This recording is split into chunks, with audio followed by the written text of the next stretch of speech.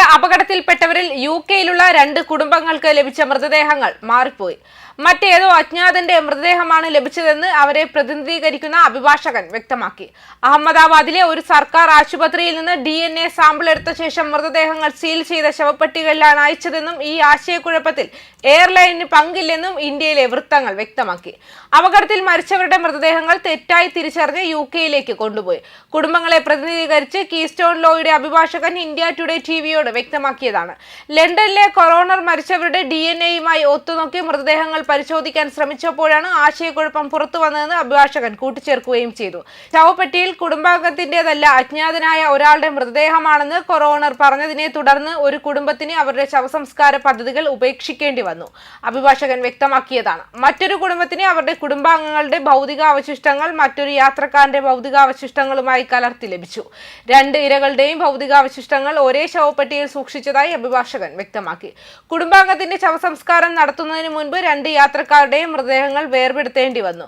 അഭിഭാഷകൻ India today ടിവിയോട് വ്യക്തമാക്കിയതാണ്. തെറ്റായ മൃതദേഹങ്ങളാണ് ലഭിച്ചതെന്ന് മനസ്സിലാക്കിയ ഒരു കുടുംബത്തിന് അടക്കം ചെയ്യാൻ ആരുമില്ലാതായി. ജൂൺ 12-ന് അഹമ്മദാബാദിൽ നിന്നും ഗുവാഹട്ടിയിലേക്ക് പോവുകയായിരുന്ന AI-171 വിമാനം തകർന്നു വീണ് 241 പേർ മരിച്ചു. വിമാനാപകടത്തിൽ മരിച്ചവരിൽ 53 പേർ ബ്രിട്ടീഷ് പൗരന്മാരാണെന്നാണ് BCC റിപ്പോർട്ട് ചെയ്തത്. നിരവധി ബ്രിട്ടീഷ് പൗരന്മാരുടെ ശവസംസ്കാര ചടങ്ങുകൾ ഇന്ത്യയിൽ നടത്തിയതായും 12 യാത്രക്കാരുടെ മൃതദേഹങ്ങൾ യുകെയിലേക്ക് അയച്ചതായും ഡെയിലി മെയിൽ റിപ്പോർട്ട് ചെയ്തു. മൃതദേഹങ്ങളിൽ ഭൂരിഭാഗവും തിരിച്ചറിയാൻ കഴിയാത്ത വിധം കത്തിക്കരിഞ്ഞതിനാൽ അഹമ്മദാബാദ് സിവിൽ ആശുപത്രിയിൽ DNA പരിശോധന നടത്തിയ ശേഷം മൃതദേഹങ്ങൾ കുടുംബങ്ങൾക്ക് കൈമാറി. സർക്കാർ ആശുപത്രി മുദ്രവെച്ച ശവപ്പെട്ടികളിലാണ് മൃതദേഹങ്ങൾ അടുത്ത ബന്ധുക്കൾക്ക് കൈമാറിയതെന്നും കൈമാറ്റം സുഗമമാക്കുന്നതിനായി ദുഃഖിതരായ കുടുംബാംഗങ്ങളെ പിന്തുണയ്ക്കുന്നതിലും എയർ ഇന്ത്യക്ക് അതിൽ മറ്റ് പങ്കില്ലെന്നും ഇന്ത്യ ടുഡേ ഡിജിറ്റലിനോട് വൃത്തങ്ങൾ വ്യക്തമാക്കി. അഹമ്മദാബാദ് ആശുപത്രി DNA സാമ്പിളുകൾക്കായി ബന്ധുക്കളെ വിളിക്കുകയും സീൽ ചെയ്ത ശവപ്പെട്ടികൾ അവർക്ക് കൈമാറുകയും ചെയ്തു. അതേസമയം എയർ ഇന്ത്യ നിയമിച്ച ഏജൻസിയായ കെനിയോട്സ് ഇന്റർനാഷണൽ ഏജൻസി സർവീസസ് ഈ പ്രക്രിയയിൽ ദുഃഖിതരായ ബന്ധുക്കളെ പിന്തുണച്ച് വൃത്തങ്ങൾ പറയുന്നു. യാത്രക്കാരുടെ മൃതദേഹങ്ങൾ എങ്ങനെ കണ്ടെടുത്തു, എങ്ങനെ തിരിച്ചറിഞ്ഞു എന്നതിനെക്കുറിച്ചുള്ള സംഭവങ്ങളുടെ ശൃംഖല സ്ഥാപിക്കാൻ ഞങ്ങൾ പ്രവർത്തിക്കുന്നു. വിഷയത്തിൽ അന്വേഷണം ആവശ്യപ്പെട്ടിട്ടുണ്ടെന്നും അഭിഭാഷകൻ വ്യക്തമാക്കി.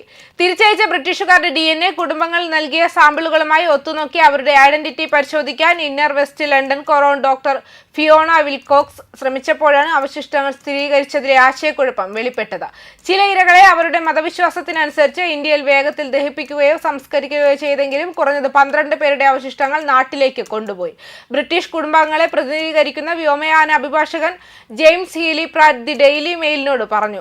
അപകടത്തെക്കുറിച്ചുള്ള മുഴുവൻ സത്യവും പുറത്തു കൊണ്ടുവന്ന് കോടതികൾ വഴി അവർക്ക് ന്യായമായ നഷ്ടപരിഹാരം ലഭിക്കുന്നുണ്ടെന്ന് ഉറപ്പുവരുത്തിക്കൊണ്ട് ഹീലി പ്രാറ്റ് നിലവിൽ ബ്രിട്ടീഷ് കുടുംബാംഗങ്ങളെ സഹായിക്കുന്നുണ്ടെന്നും റിപ്പോർട്ടിൽ പറയുന്നു. ചില കുടുംബങ്ങൾക്ക് തെറ്റായ മൃതദേഹങ്ങൾ ലഭിച്ചു, അവയ്ക്ക് ഉത്തരം അർഹിക്കുന്നു. ഹെൽത്ത് പ്രാറ്റ് റിപ്പോർട്ട് ചെയ്യപ്പെട്ട തിരിച്ചറിയൽ പ്രക്രിയയിലെ പിഴവുകൾ ഹീലി പ്രാറ്റ് ഇപ്പോൾ പരിശോധിച്ചുകൊണ്ടിരിക്കുകയാണെന്നും വ്യക്തമാക്കി. ന്യൂസ് ഡെസ്ക് കർമ്മ ന്യൂസ്.